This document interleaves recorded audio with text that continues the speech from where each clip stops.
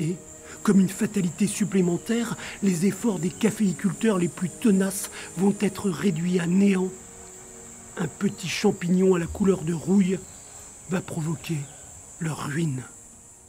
Cette maladie, elle est introduite à la suite des échanges commerciaux entre les Nouvelles-Hébrides, qu'on appelle Vanuatu aujourd'hui, et la Nouvelle-Calédonie. Parce qu'aux Nouvelles-Hébrides, il y a également des colons réunionnais qui sont venus avec leurs plants de café. Mais malheureusement, ils ont apporté la rouille avec eux.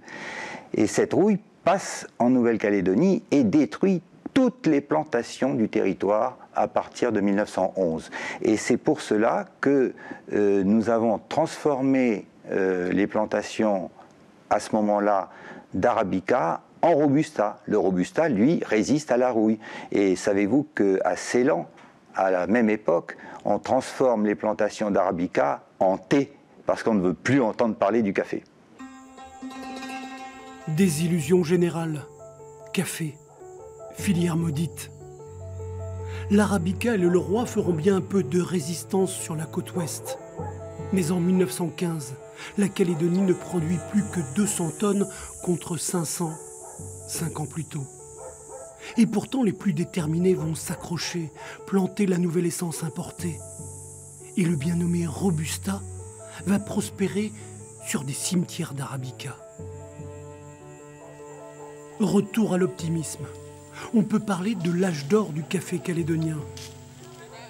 Partout, ces sillons verts et odorants, choyés par des gardiens amoureux de leur nouvelle plantation, taillant les rameaux gourmands ou ratissant les allées.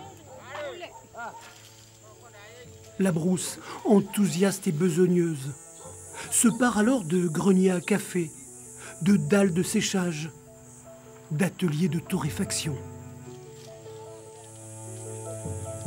Bruits et odeurs, les cerises bien rouges, patiemment choisies, qu'on égrène dans les anciennes touques à pétrole.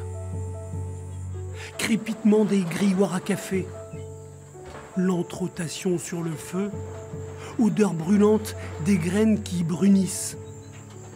Pour l'accueil des visiteurs, les craquements du moulin et enfin, la saveur du travail.